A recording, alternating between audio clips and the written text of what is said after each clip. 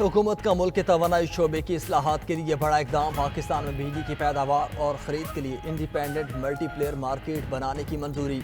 वज़ीर आज़म के ज़ेर सदरत इजलास में काबीना कमेटी ने independent system and market operator की तश्कील की असूली मंजूरी दे दी।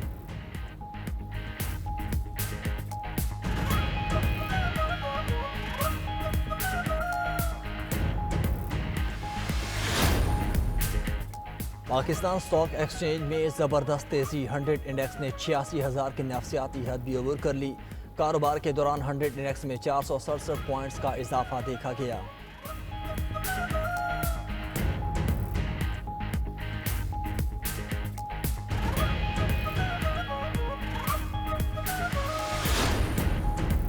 तोशाखाना 2 केस में बुशरा बीबी की दरख्वास्त जमानत पर समाअत कल तक मुलतवी। इस्लामाबाद हाई कोर्ट ने FIA को केस में प्रोसिक्यूटर मुकर्रर करने की हिदायत कर दी।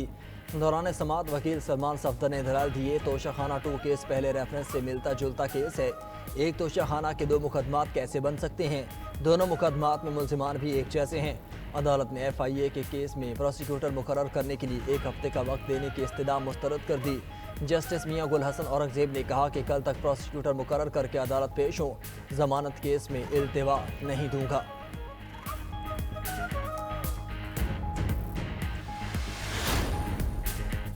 और इस्लामाबाद में PTI एहतजाज के केसेस में गिरफ्तार 9 खवातीन की जमानत मंजूर।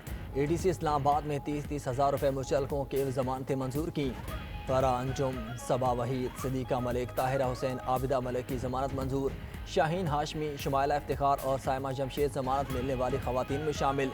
ADC जज अबुल हसना जुल्करनैन ने केस की समाअत की।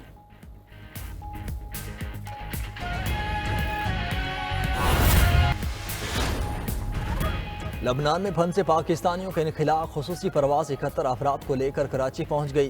गवर्नर कामरान टिसोरी, वफाकी वजीर खालिद मकबूल और जाम अकरम ने इस्तकबाल किया। वापस आने वाले पाकिस्तानियों का खुसूसी इक़दाम पर हुकूमत से इज़हार तशक्कुर। बोले, इसराइली बमबारी के बायस लबनान में कोई जगह महफूज नहीं। कामरान टिसोरी का लबनान में फंसे तमाम पाकिस्तानियों को वापस लाने के अज़्म का इयादा।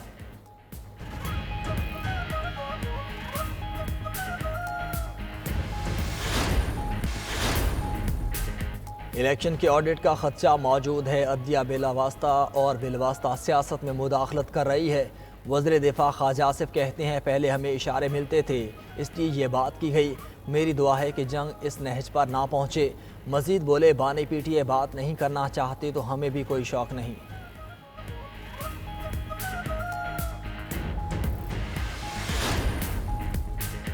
आईनी तरमीम की मंजूरी के लिए बड़ा ब्रेक थ्रू। मौलाना फजलुर रहमान आईनी अदालत के क़याम पर मशरूत रजामंद। हुकूमत ने मौलाना की तजावीज़ भी मांग ली।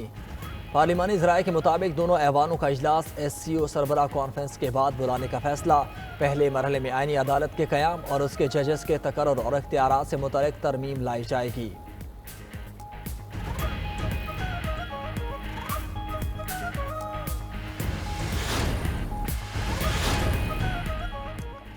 आईनी तरमीम के लिए 25 अक्टूबर ज़रूरी है, ना मजबूरी। हुकूमत चाहेगी आईनी तरमीम 25 अक्टूबर से पहले हो।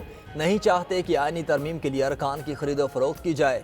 Chairman Peoples Party Bilawal Bhutto Zardari का कहना है कि तहरीक इंसाफ वाले आईनी तरमीम को मुतनाज़ा बनाना चाहते हैं। बानी PTI जुडिशल रिफॉर्म्स को सबूताज करना चाहते हैं।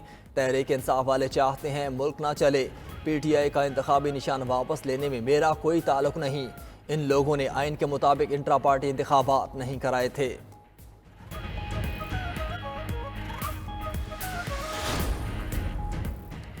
मौलाना फजलुर रहमान आईनी अदालत के क़याम पर मशरूत रजामंद। आईनी तरामीम की मंजूरी के लिए बड़ा ब्रेक थ्रू। हुकूमत ने मौलाना फजलुर रहमान की तजावीज़ मान ली।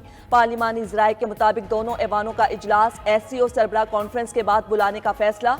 मौलाना फजलुर रहमान आईनी तरमीम पर अपना मुसव्विदा 2 से 3 दिन में हुकूमती टीम के हवाले करेंगे।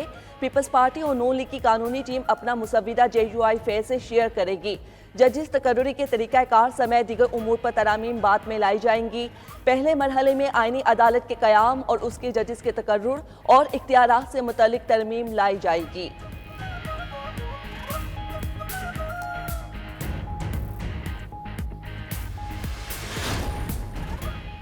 पीटीआई ने अरकान पार्लियामेंट को किसी भी सियासी एहतजाज में शामिल होने से रोक दिया। तहरीक इंसाफ के चेयरमैन बैरिस्टर गौहर ने अपने अरकान पार्लियामेंट को हिदायत जारी कर दी। कहा, पार्टी के अरकान पार्लियामेंट किसी भी मुजाहरे और जलसे का ताहुक्म सानी हिस्सा न बने। हिदायतनामे का बाकायदा नोटिफिकेशन भी जारी कर दिया गया।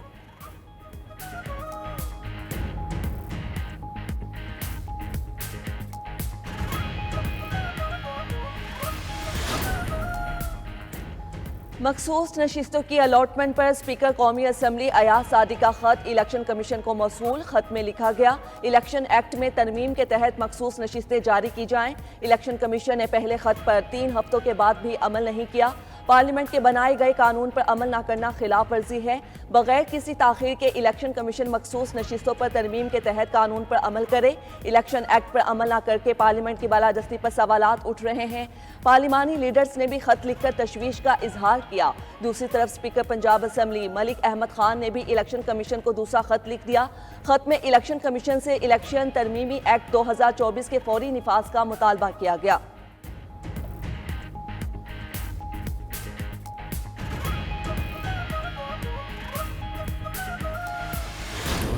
2014 जैसी कोई साजिश कामयाब नहीं होने देंगे। पीटीआई ने हमेशा मुल्क की मईशत पर कारी ज़रब लगाई। जत्थे को कबूल नहीं कि पाकिस्तान तरक्की करे। वज़ीर आज़म शहबाज शरीफ का वफाकी काबीना इजलास से खिताब। कहा, SCO इजलास से पहले वफाक पर चढ़ाई की कोशिश की जा रही है। धरने की साजिश दोहराने वालों को SCO समेत सबूताज करने की इजाज़त नहीं देंगे। मुआशी इस्तेहकाम में रुकावटें डालने से बड़े मुल्क दुश्मनी कोई नहीं। वज़ीर आला खैबर पख्तूनख्वा की क़यादत में होने वाले एहतजाज में अफगान शहरी शामिल थे। वफाक पर दिन रात चढ़ाई की जा रही है। जत्थे को फिक्र है कि पाकिस्तान तरक्की कर गया तो उन्हें कौन पूछेगा। फसादियों को होश के नाखून लेने चाहिए। कराची धमाके पर बात करते हुए वज़ीर आज़म ने कहा, चीनी सफ़ीर को यकीन दिलाया है कि SCO के लिए जामे इंतजामात किए हैं। सूबे के एक DPO की मदद से पेशावर पहुंचा। KP हाउस से निकलकर उसके पीछे कायम चौकी में 4 घंटे रहा। 4 घंटे बाद मुझे बताया गया कि गाड़ी का इंतजाम हो गया तो मैं चला गया। वज़ीर आला अली अमीन गंडापुर ने खैबर पख्तूनख्वा हाउस से पेशावर पहुंचने की सारी रौदात बयान कर दी।